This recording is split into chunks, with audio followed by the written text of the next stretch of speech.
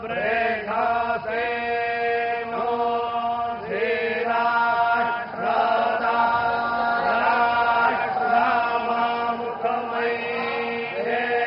कि हर मस्जिद के नीचे से एक मंदिर निकलेगा, कितने मंदिर छुपाओगे? देखिए आपने ये बहुत मार्के की बात कह दी जो लास्ट में बोली आपने। अयोध्या में राम मंदिर पर 500 साल बाद पवित्र ध्वजारोहण हुआ।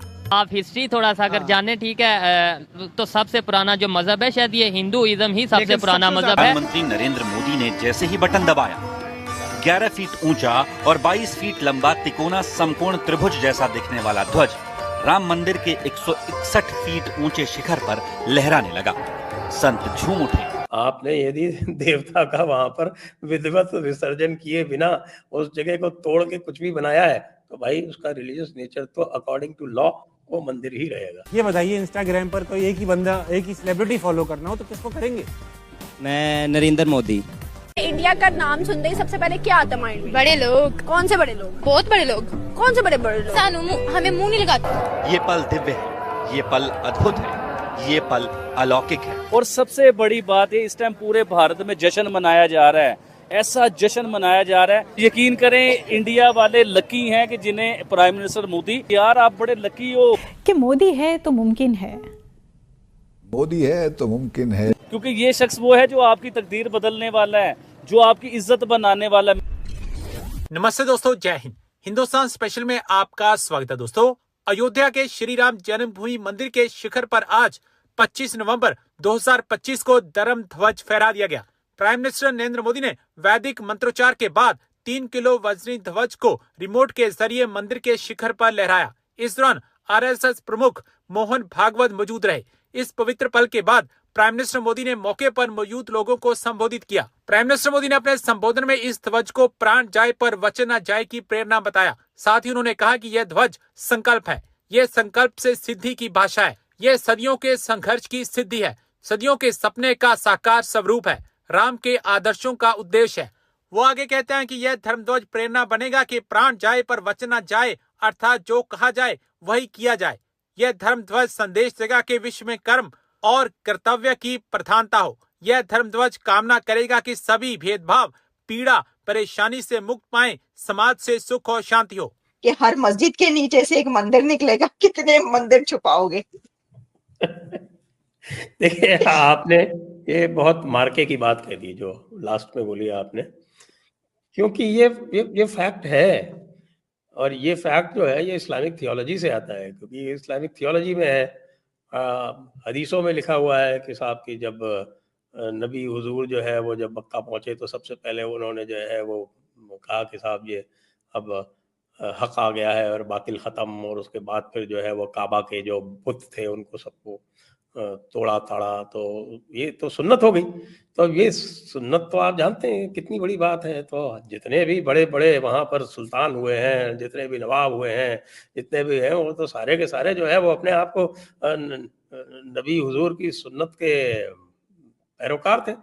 पैरोकार क्या थे, मतलब उन्हीं के आदर्शों पर चलने वाले थे। तो वो सब यही इन्वेडर्स, जो भी इन्वेडर्स थे वो तो पार्ट ऑफ थियोलॉजी है ना। इसमें एक बड़ा एक इंटरेस्टिंग मैं आपको बताता हूँ, ये कि देयर इज अ बुक, ये देख रहे हैं Hindu temples what happened to them, preliminary survey. इसके 2 वॉल्यूम्स हैं, दूसरा वॉल्यूम भी है इसका। तो इसमें जो है वो सीताराम गोयल जी जो थे उन्होंने इसका एक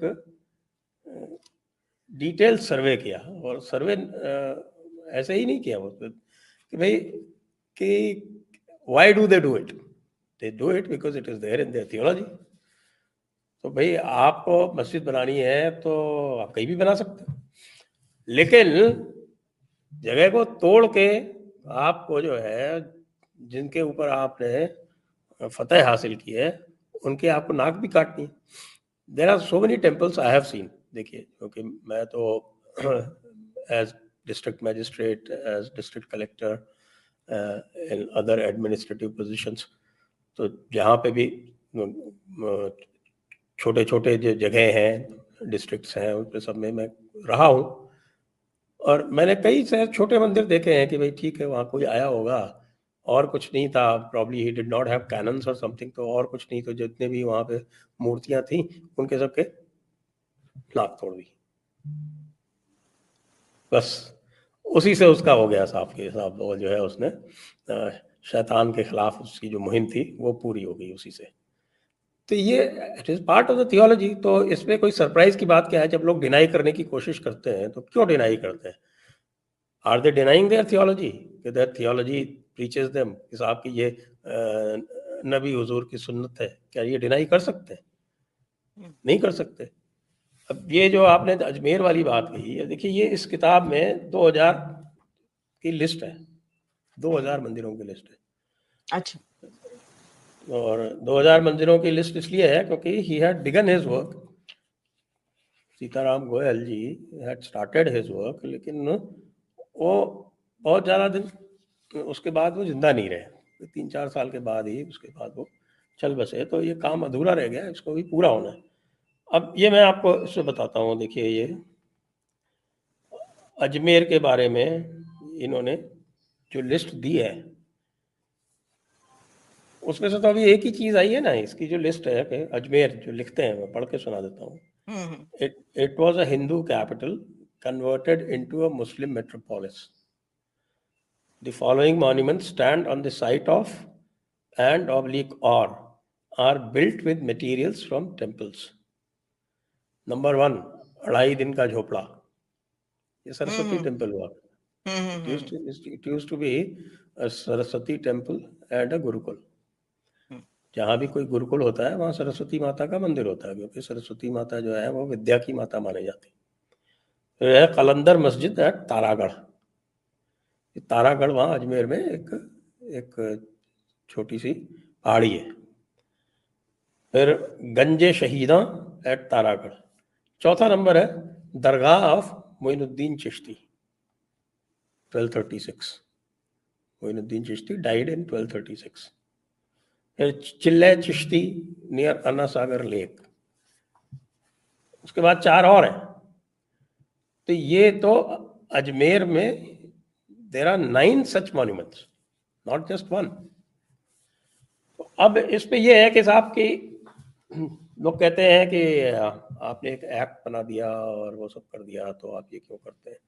दैट एक्ट ओनली सेज कि भाई जो रिलीजियस कैरेक्टर किसी जगह का था वो 1947 का प्रिजर्व रहेगा। लेकिन रिलीजियस कैरेक्टर क्या होता है?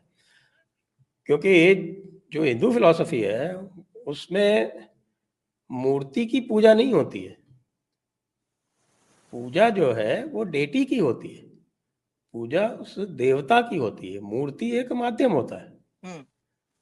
और कोई भी मंदिर यदि किसी डेटी को डेडिकेट कर दिया जाता है और वहां मूर्ति में प्राण प्रतिष्ठा कर दी जाती है